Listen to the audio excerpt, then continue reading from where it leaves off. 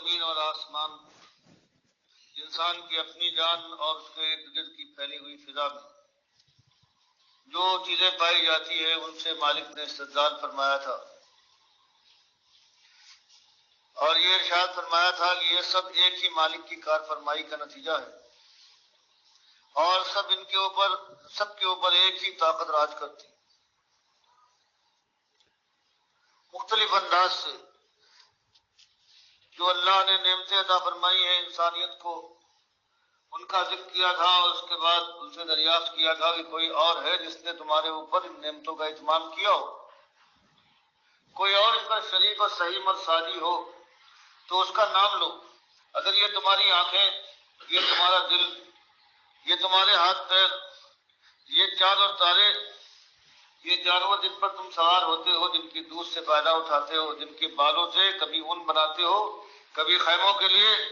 ان کی کھالوں کے استعمال کرتے ہو، یہ ساری چیزیں جو پروردگار نے تمہیں لباس کی توفیق عطا فرمائی ہے، اور جو لڑائی کے میدان کے اندر تم اپنے جسم جان کو بچانے کے لیے جو چیزیں استعمال کرتے ہو، پروردگار ہی تم کو دیا ہے، دی ہیں یہ چیزیں، اور تم کو ان کے استعمال کا سلیقہ اور ان کو بنانے کا طریقہ بتایا ہے۔ باقی اگر کوئی اور ہے جس نے اس بات کو تمہارے اوپر یہ انعام کیا ہو تو اس ایک ذات کا یا بہت سی ذاتیں ہیں ان کا نام لو، اور پھر جب یہ حال ہے تو اس کے بعد ایسا ظلم کیوں کرتے ہو کہ جس کا کھاتے ہو اسی کے خلاف حرکتیں کرتے ہو، اور جنہوں نے کچھ نہیں کیا ہے ان کا شکریہ ادا کرتے ہو، ان کے سامنے بھی جاتے ہو اور یہ سمجھتے ہو کہ تم نے بالکل صحیح کام کیا ہے اور حق کے نمک ادا کر دیا ہے۔ مالک فرماتا ہے یہ خاص شدید ترین ظلم ہے جو تم اللہ کی ذات کے ساتھ کرتے ہو۔ اور فرمایا یہ نادان نہیں ہے، یہ دنیا کی بڑی سمجھ رکھتے ہیں، بڑے ہوشیار اور زیرک ہیں سارے معاملات میں، یہ جان بوجھ کر یعرفون نعمت اللہ، یہ سب جانتے ہیں، ان کا دل اس بات پر گواہ ہے کہ یہ نعمتیں خالی ایک ذات کی طرف سے ہے جو آسمانوں اور زمینوں کا مالک ہے، یہ جان بوجھ کر پھر ثم ینکرون، پھر اس کا انکار کرتے ہیں اور کہتے ہیں دوسرے نے عطا فرمایا ہے یا اللہ نے نہیں، بلکہ اللہ کیا دیتا، ان حضرات کی مداخلت ہے، ان حضرات نے بیچ میں پڑنے کے بعد سفارش کی ہے، زور ڈالا ہے، تب ان کے حق میں یہ نعمتیں اللہ نے عطا فرمائی ہے، ورنہ وہ اللہ عطا فرمانے والا نہیں تھا۔ فرمایا یہ سب جان بوجھ کر ظالم، یہ اللہ ہی کا احسان ہے، یہ احسان فراموشی کرتے ہیں اور ان کی اکثریت اس لیے کافر ہے اللہ کی بات۔ پھر فرمایا یہ نہ سمجھے کہ یہاں اس دنیا کا جو یہ کھیل ہو رہا ہے ان کی نگاہ میں، جس کو یہ مذاق اور تماشا سمجھتے ہیں، بس یہی ختم ہو جائے گا، اس کے بعد کچھ نہیں۔ فرمایا ان حرکتوں کا بھوگنا پڑے گا، ایسا بھگتان ہے کہ ان کے بعد ان حواس باختہ ہو جائیں گے اور ان کی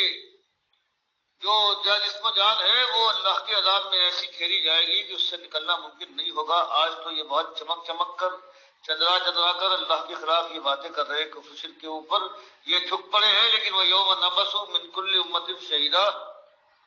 ایک دن آنے والا ہے کہ ہر امت میں سے اس کے گواہ کو ہم حاضر فرمائیں گے۔ مراد یہ ہے کہ سارے انبیاء اپنی امتوں کے ساتھ حاضر ہوں گے پروردگار کی بارگاہ۔ فرمایا وہ فیصلے کا وقت ہے، وہ سفارش کا وقت نہیں ہے، وہ بدلہ ادا کر دینے کا وقت نہیں ہے، وہاں رشوت نہیں چلے گی، وہ ایسی جگہ ہے ثم لا یؤذن للذین کفروا، تو پھر یہ کافر وہاں پر حسرت و یاس سے کہیں گے کہ ہمیں ایک موقع اور دے دیا جائے، ہم توبہ کرتے ہیں، ہم نے جان لیا ہے، ہم نے پہچان لیا کہ ہم غلطی پر تھے اور ہم پشیمان ہیں، ہم پر رحم کیا جائے اور ہم کو اجازت دی جائے کہ ہم اپنی نعمت کا اظہار کریں اور ہم پھر توبہ کرنے کو تیار ہیں، ہم بالکل سیدھے ہو جائیں گے۔ ایک بات ہم نے مان لی، فرمایا وہاں یہ موقع نہیں ہوگا، یہ جو آخرت کا دن جس کے آج یہ انکاری ہے اور اس کے انکار کے لیے ہر آن یہ تیار رہتے ہیں، فرمایا وہ دن یقینی ہے اور وہ دن ایسا ہوگا کہ وہ وہاں پر بلک کر اللہ سے درخواست کریں گے ہمیں اور موقع دیا جائے، اور وَلَا هُمْ يُسْتَعْتَبُونَ، نہ ان کو بات کرنے کی اجازت ہوگی اور نہ اس کا موقع دیا جائے گا کہ وہاں یہاں پھر سے توبہ کر کے ندامت کا اظہار کرنے کے بعد پھر ان کو ایک اور موقع دے دیا جائے توبہ کا۔ فرمایا یہ بھی موقع نہیں ہوگا۔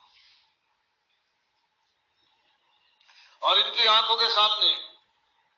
جہنم کو کھینچ بلایا جائے گا، میدان محشری سے شروع ہو جائے گی،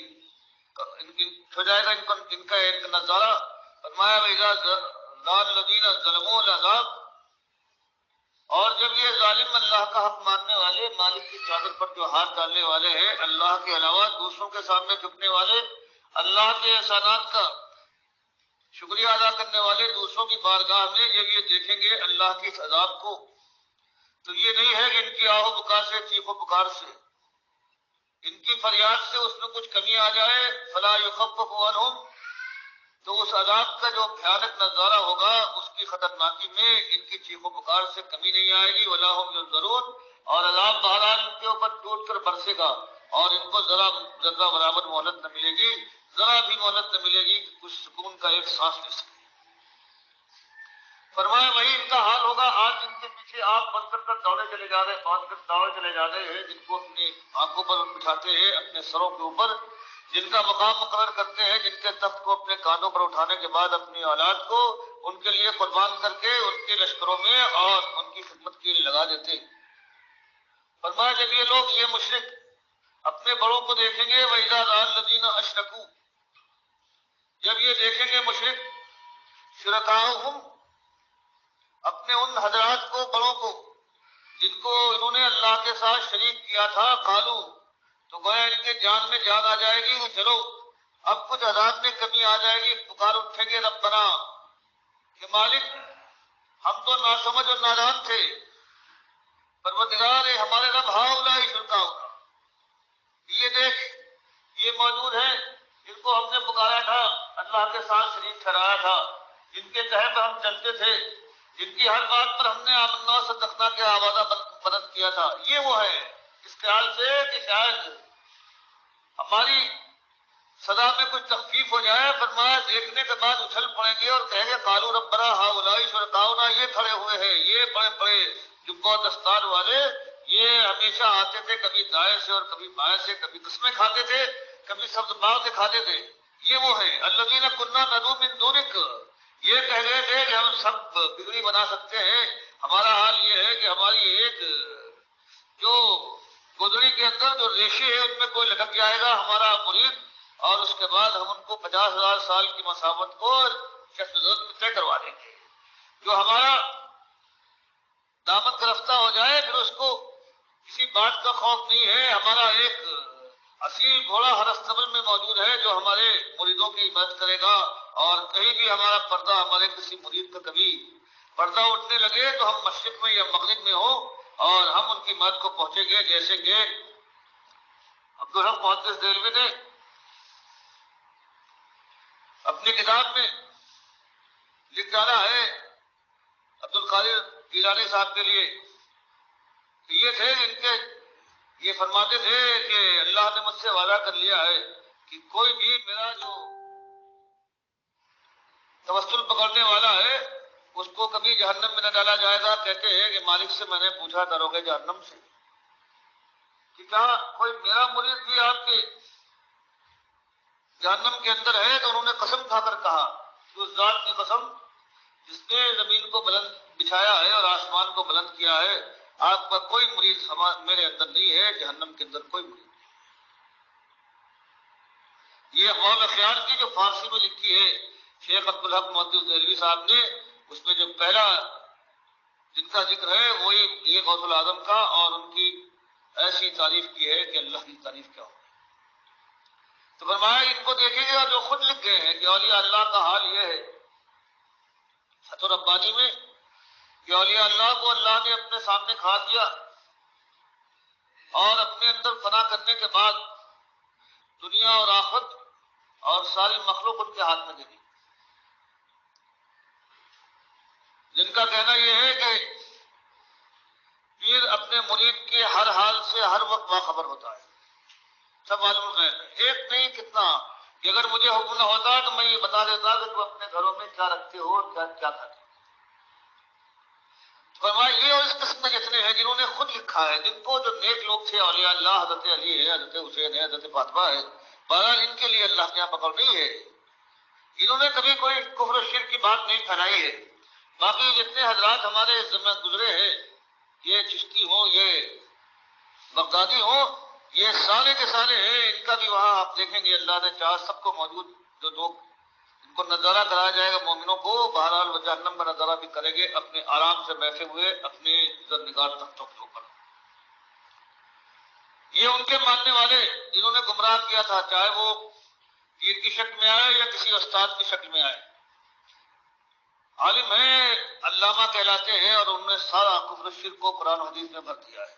اسی طرح سے اور جتنے ہیں، وہ بہت بڑے بڑے لیڈر ہیں جنہوں نے اپنے ماننے والوں کو، اپنی جماعت کو جہنم کی آگ کی طرف جھکوا دیا ہے، اپنے کو بجوایا ہے دنیا میں، اور ان کو اللہ کا راستہ نہیں بتایا۔ ان کو دیکھنے کے بعد ان کے مریدین، ان کے شاگرد اور ان کے پیروکار یہ اللہ سے کہیں گے پروردگار یہ ہیں، ان کو پکڑ اور ان کو صحیح معنوں میں پوری ساز ہے، ان کی وجہ سے ہم مارے گئے۔ یہ وہ لوگ ہیں کننا نرو، ہم ان کو پکارا کرتے تھے من دونک، تجھ کو چھوڑ کر، تو اس میں سوائے وہ بچیں گے جو اللہ کے نیک بندے تھے، نبی صلی اللہ علیہ وسلم ہیں اور صحابہ کرام جن کو انہوں نے پکارا ہے۔ باقی عام جو پکارے جاتے ہیں آج، وہ سارے ایسے ہیں جنہوں نے خود اپنی خدائی کا دم بھرا ہے۔ فرمایا جب یہ بات ہوگی فَأَلْقَوْا إِلَيْهِمُ الْقَوْلَ، تو یہ بڑے دنیا کو گمراہ کرنے والے، شرک پر چالک، اپنی خدائی کا ڈنکا پیٹنے والے، ان کا عالم یہ ہوگا کہ اتنی بات پر ان کے مریدین جب ان کے منہ پر یہ شکایت کریں گے، فرمایا فَأَلْقَوْا إِلَيْهِمُ الْقَوْلَ، تو یہ سننے کے بعد یہ چمک کر اپنے ان مریدوں سے کہیں گے انکم لکاذبون، زبان بند کرو، تم جھوٹے ہو، بالکل جھوٹے ہو۔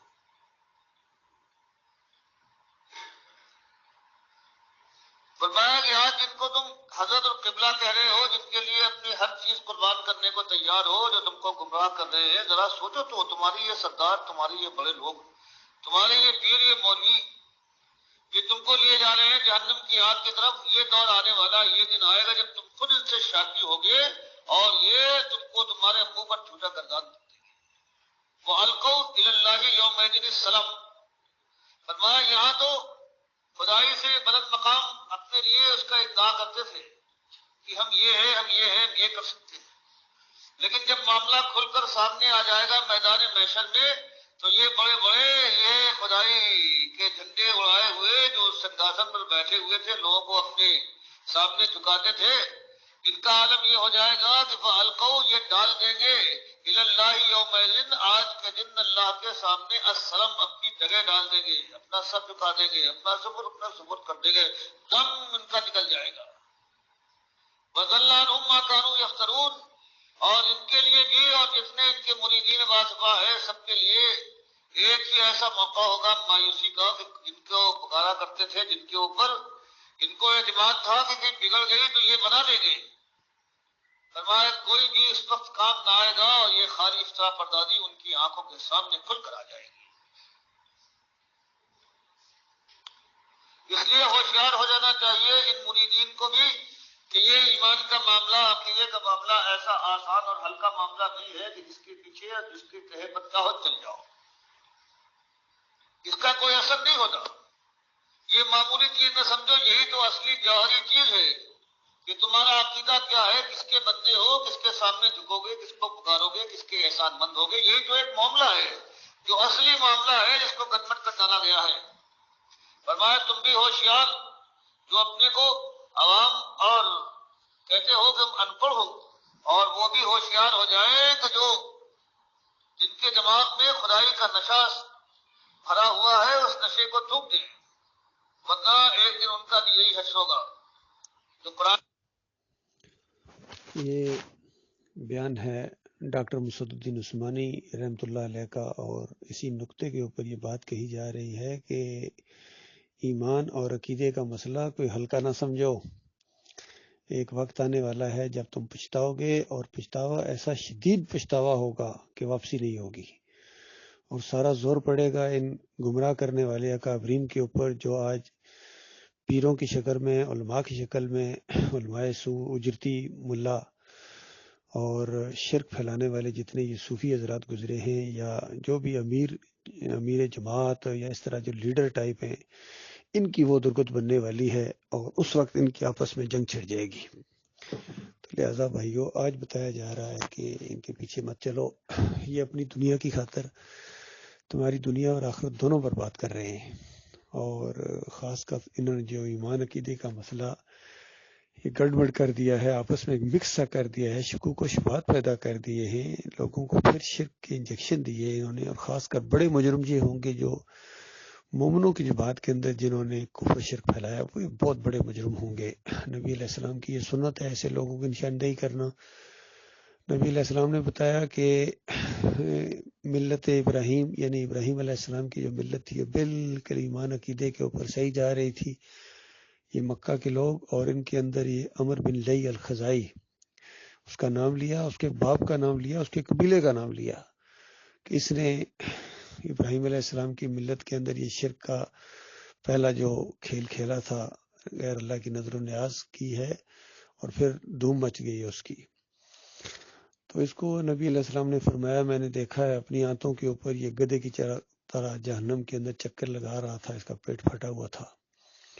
اسی سنت کو پیش کر کے امت محمد صلی اللہ علیہ وآلہ وسلم کے اندر جو شرک کا انجیکشن دیا ہے، خاص کر یہ قبر پرستی کا اس امت کے اندر، وہ احمد بن حنبل کے ذریعے آیا ہے۔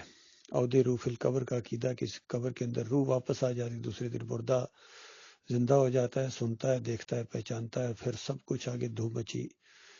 پھر لوگوں نے قبر پرستی کے اس شرک کو جو خالص بت پرستی کی شکل اختیار کر گئی ہے، تو اس کو مجرم قرار دیا اور کہا کہ اس کا کفر کرو۔ اس طرح مومنوں کی ایک جماعت پھر کھڑی ہوگی اس صدی کے اندر، اور اس کا امیر جو بنایا گیا محمد حنیف کو، یہ کچھ عرصہ تو معاملہ صحیح چلتا رہا۔ 1987 سے لے کر 2017 تک، 2005 کے بعد ان کے اندر کچھ عقیدے کی اور کچھ اس طرح کی چیزیں جو ہیں، خاص کر نظریات کی کمزوریاں آنا شروع ہو گئی تھی۔ سمجھایا بھی لوگوں نے محمد حنیف کو، لیکن ان کی کمزوری بڑھتی گئی، اور 2017 کے اندر آ کے ان کے اندر سجدہ تعظیمی کا شرک آ گیا کہ پورا خاندان یوسف علیہ السلام کے سامنے کہتے ہیں سجدہ ریز ہو گیا۔ انہوں نے اپنی تفسیر کے اندر یہ چیز لکھ دی، دعوت القرآن کے اندر، اور اس طرح جماعت کے اندر انہوں نے انتشار پیدا کر کے عقیدے کے اس مسئلے کو بالکل گڑبڑ کر دیا۔ اب کتنے ہیں جو ان کے ساتھ چل رہے ہیں، وہ کہتے ہیں سجدہ تو اللہ کو ہوا ہے، لیکن ہم جماعت کے ساتھ ہیں، کیا کریں، امیر کی اطاعت بھی تو ضروری ہے۔ اور وہ بھول گئے ہیں کہ اللہ تعالیٰ کہتا ہے معروف کے اندر اطاعت ہے، شرک کے اندر تو ماں باپ کی اطاعت نہیں ہے، تو امیر تو بڑے دور کی بات ہے۔ کسی پیر کی اطاعت کرنا، امیر کی اطاعت کرنا، یہ بہت بڑی جہالت ہے اللہ کی کتاب کے مقابلے میں۔ تو یہ معاملہ پھر یہ ایسا ہوا، تو ایسے ساروں کی درگت بننے والی ہے۔ بچے گا وہ جس کو اللہ بچائے گا، اور ایمان کی معاملے کو، عقیدے کے مسئلے کو اللہ کے بندوں معمولی نہ سمجھو۔ بال برابر بھی اگر کسی کا شرک ہے تو وہ برباد ہو جائے گا۔ اسی لیے زور دیا گیا تھا کہ دیکھو یہ انبیاء بھی شرک کرتے، وَلَوْ أَشْرَكُوا لَحَبِطَ عَنْهُمْ مَا كَانُوا يَعْمَلُونَ۔ اگر یہ کسی اور کو سجدہ کرتے، کسی اور کو رکوع کرتے، کسی اور کی نظر و نیاز کرتے،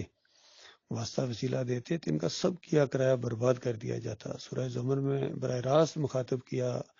آخری نبی محمد صلی اللہ علیہ وسلم کو کہ ہم نے ہر ایک کو یہ بتایا، پہلے کو بھی آدم علیہ السلام کو بھی یہی بتایا تھا، نوح علیہ السلام کو، دوسرے کو، تیسرے کو، چوتھے کو، اور آپ آخر ہیں۔ لاکھوں کی تعداد میں گزرے ہیں انبیاء اور قومیں آئی ہیں، اور ہر نبی کو اس طرح براہ راست مخاطب کیا گیا اور کہا گیا لَإِنْ أَشْرَكْتَ، اگر تو نے بھی شرک کیا۔ سب کو یہ کہا گیا، ابراہیم علیہ السلام کو کہا گیا تھا، اسماعیل علیہ السلام کو، اسحاق علیہ السلام کو، یعقوب علیہ السلام کو، یوسف علیہ السلام کو، یہ سب کو یہ کہا گیا، موسیٰ علیہ السلام کو، عیسیٰ علیہ السلام کو، کہ دیکھو اگر تو نے بھی میرے علاوہ کسی اور کو سجدہ کیا، رکوع کیا، نظر و نیاز کی، واسطہ وسیلہ دیا، یا کوئی اور تم نے شرک کیا، تعویذ گنڈے کا یا کوئی بھی، تو اس کے بعد لَيَحْبَطَنَّ عَمَلُكَ، تیرا عمل بھی ضائع ہو جائے گا، وَلَتَكُونَنَّ من الخاسرین۔ اور عربی جاننے والے جانتے ہیں کہ یہاں کتنا زور ہے کہ لام تاکید اور نون ثقیلہ، بہت زیادہ زور ہے کہ ضرور بالضرور لازمی تم خسارہ پانے والوں میں شامل ہو جاؤ گے، برباد ہو جاؤ گے۔ تو اللہ کے بندوں، میرے بھائیوں، پھر اتنا بڑا سٹیپ تم لوگوں نے اٹھا دیا، اتنا سجدے کا مسئلہ، ایمان کا، عقیدے کا مسئلہ، اور ڈاکٹر عثمانی رحمۃ اللہ علیہ کا فتویٰ ہے اس کے اوپر. یہ کسی مولوی اور پیر کا فتویٰ نہیں ہے، کسی بریلوی دیوبندی اور اہل حدیث کا فتویٰ نہیں ہے. یہ موحد عالم دین، مجاہد عالم دین ڈاکٹر مسعود الدین عثمانی کا فتویٰ ہے کہ جن کا عقیدہ خراب ہوتا ہے، جن کا ایمان صحیح نہیں ہوتا ہے، ایمان خراب ہوتا ہے، وہ اس طرح تفسیر کرتے ہیں کہ یوسف علیہ السلام کو سجدہ ہوا. تو محمد حنیف نے اسی طرح تفسیر کی کیونکہ اس کے دماغ میں شرک تھا، دل و دماغ میں ایک خرابی تھی جو مالک باہر لے آیا. بہرحال اپنے اپنے نصیب کی بات ہے. ابھی بھی ہم اپنے بھائیوں کو سمجھا رہے ہیں اور سمجھاتے رہیں گے کیونکہ ہمدردی ہے، کیونکہ سب کچھ کیا بھی اور پھر آخر میں اگر اتنے شرک کی وجہ سے ان کو ہمیشہ کی آگ کے اندر رہنا پڑے اور وہاں ایک دوسرے کے اوپر لعنت بھیجیں، یہ محمد حنیف کے اوپر اور وہ ان کے اوپر بھیجے، لیکن واپسی تو نہیں ہوگی. اللہ تعالیٰ ایمان خالص کی بات کو جو دل میں ڈالا ہے مالک نے سمجھائی ہے، مالک اس کے اوپر قائم رکھے اور جماؤ آخری سانس اور آخری موڑ تک مالک اس ایمان کو لے جانے کی توفیق عطا فرمائے. اسی کے لیے جئیں اور اسی کے لیے مریں. پھر انشاءاللہ جینے کا بھی مزہ آ رہا ہے الحمدللہ، اور مرنے کا مزہ جینے سے زیادہ آئے گا. یہ اللہ کے سچے وعدے ہیں. مرنے کے ساتھ ہی روح قبض کرنے سے پہلے آ کے فرشتے خوشخبریاں سناتے ہیں کہ چلو آپ ان جنتوں کی طرف جن کا تم سے وعدہ کیا ہے مومنوں سے. اور جن کے عقیدے میں خرابی ہو، روح نکلنے سے پہلے یہاں آ کے وہ جو عذاب کے فرشتے آتے ہیں تھوڑا مارتے ہوئے لے کے جاتے ہیں، گرز مارتے ہوئے، اور کہتے ہیں بے ایمان چل اب اس جہنم کی طرف تو اللہ کے ساتھ شریک ٹھہراتا تھا. اور وہ خود بھی جان جائے گا مرنے والا، کہے گا میں کافر تھا. تو اللہ کے بندو، یہ انجام دیکھنے کا اگر شوق ہے تو شرک کے اوپر ڈٹے رہو، مسلک کے اوپر ڈٹے رہو اور ایمان کی طرف نہ ہو. لیکن اگر جہنم سے ڈرتے ہو اور جنت جانے کا شوق ہے تو ایمان اختیار کرنا پڑے گا. اللہ تعالیٰ آپ کا حامی و ناصر. نہ ہمارے بس کی بات ہے کہ زبردستی آپ کے دل و دماغ کے اندر یہ چیزیں ڈال دیں، اور نہ ہی ہماری یہ ذمہ داری ہے.